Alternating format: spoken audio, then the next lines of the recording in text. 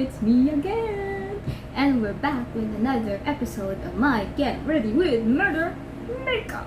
If you're new to my YouTube channel, please hit the subscribe button, click the notification button, and don't forget to like this video. So let's get started. So while I was browsing through FB, I noticed this short video about strange requests of last meals for the prisoners that are on death row. And the one thing that got my attention was the one with Texas banning that kind of tradition. Like today, I want to tell you the story.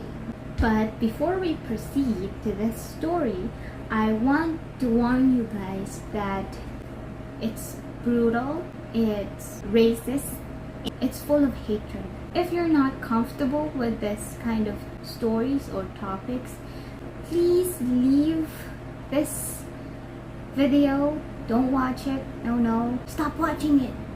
Don't watch it and unlike my video. Just don't watch it if you're not comfortable with that kind of stories or with this kind of stories. Again, I'm not doing this to promote violence, to promote racism, or to promote anything. I'm doing this because simply I have nothing to do with my life. So let's get started. We'll start the story with James Byrd Jr. So Byrd was the third child in their family. He's an African American. His parents, his mom and dad, lived a life that revolved around the church. When he graduated high school, he stopped his education after high school. He then got married. After he graduated, he got married and he fathered 3 children.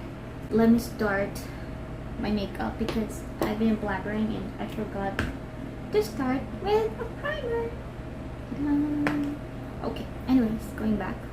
He was an alcohol addict, and because of alcoholism, he got locked in prison for several years. When he got out, there were slight changes in his life. I guess he was trying to put back his life together again. Also, he loves music. He plays piano. That's how they talked about James Byrd.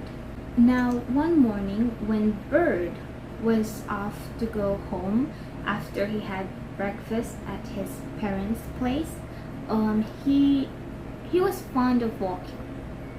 He liked walking. He liked to walk down the streets, down the road alone.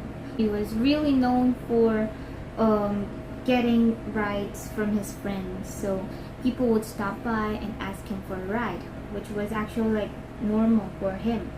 And then while he was at an asphalt road, he was supposed to go home when a truck stopped, and inside the truck there were 3 persons. Byrd knew one of the men inside the truck. He kind of knew him. He always sees him in town, around town, which was a small place. Everybody knew everyone. So he got into the truck as he was like confident that he knew one of them. Sadly though, instead of getting home, it was said that the murder was pure hate for black people. So it was said that Byrd was taken into a convenience store and that they went at the back of the truck and they beat Byrd, and one of the guy, the one that he knew from town, spray painted his face. They kicked him, they beat him using a baseball bat. That wasn't enough for them. So what they did was they peed on him and they pooped on him. It was also reported that one of the men slit his throat. Once they were done beating him up, they took a chain and they chained him at the back of the truck, which was so sick.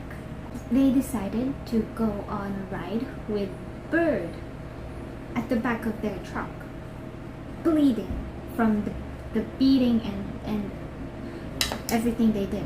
They went on a ride for almost 3 kilometers, which was like 10 minutes. So they drove around for like 10 minutes and they got off at the church where the African and Americans go to, and also where the cemetery for the African and Americans laid. Now while they were driving for like 10 minutes, some parts of Bird were like left along the way, along the road, and the blood was like on the track, and people who would go to the church, they were like seeing all this mess in the road, and when they got to the church, they were so shocked that they found pieces and parts of Bird's body scattered outside the church. Like it was said that the left arm was near the front door of the church, and that some of his parts were like really torn, and his face, his head, was no longer attached to his body. Now when the police had finally had their hands on the murderers, let me introduce to you the 3 men that killed Bird. First is Sean Berry. Sean Berry was the man that Bird knew from town.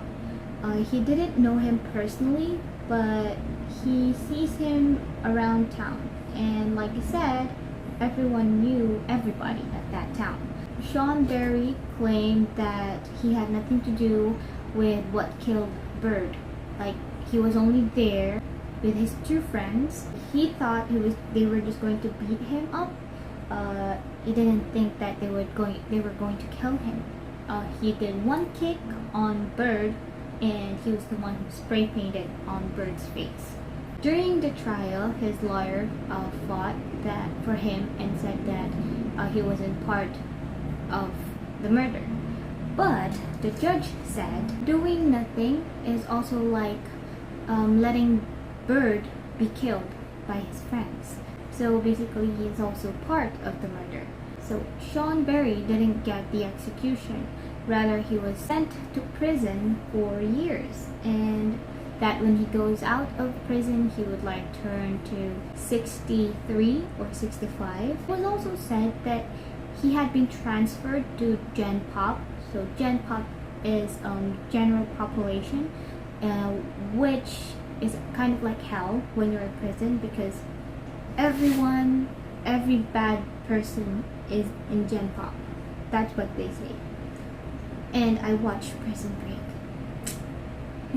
It was said that he'll most likely die there before he gets out of prison. So one of the 3 men was also John King. So John King was a total badass. He was accused of beating Bird with a bat and then dragging him behind the truck. So he was the one who chained Bird, and also he was the one who drove the truck. Now, John King, prior to the murder, he had been recently released from prison. John King was repeatedly raped inside the prison by black people. He was seen with some tattoos that leads to racism. He was part of a white supremacy gang in prison, that it was shown all over his body because he had like these tattoos. Also, he had so many kinds of tattoos that basically tells that he has beliefs, and those beliefs are really bad. While he was out of prison, he tried to appeal, but 2 days before his scheduled death penalty, his appeal was declined. So on April 24, 2019, he was executed by lethal injection. Now, Lawrence Brewer, he was the third guy, and he was said to be in and out of prison for drug possession. Now, Lawrence Brewer was also sentenced to death. There's this tradition, when you're sentenced to death, you get to have your last meal. So he requested a really large amount of food, and the meal included 2 chicken fried steaks. Hold on a minute, I'm just gonna do this one. So the meal included 2 chicken fried steaks with gravy and sliced onions, a triple patty bacon cheeseburger, a cheese omelet with ground beef, tomatoes, onions, bell peppers, and a bowl of fried okra with ketchup, 1 pound of barbecue meat with half a loaf of white bread, 3 fully loaded fajitas, a meat lover's pizza, 1 pint of Bluebell vanilla ice cream, a slab of peanut butter fudge with crushed peanuts on top. It was a large amount of food. Before his execution, he didn't touch any of the food, and he said, "I'm not hungry," which pissed the police and everyone, especially the state senator, John Whitmer. He asked Texas prison to end the 87-year-old tradition of giving last meals to condemned inmates, which was later on approved. And therefore, Lawrence Brewer is the reason why there are no more last meals for Texas prisoners. So, hold on for a minute, I just want to put the wig. So, here's the wig. I'm wearing it and I look awful. So there you go, everyone. That's the story behind why Texas had officially banned approving or giving out special meals or last meals for prisoners, because obviously one guy decided to be a jerk until his last hours. I would just like to remind everyone there that no matter what color you are, I'm not white, I'm not black, I'm brown, but I matter. You matter. Thank you so much for watching this video, and I hope you enjoyed. Please do subscribe, click the notification button, hit the like button, and comment down below if you have any suggestions or questions. And I really hope to see you soon. Goodbye.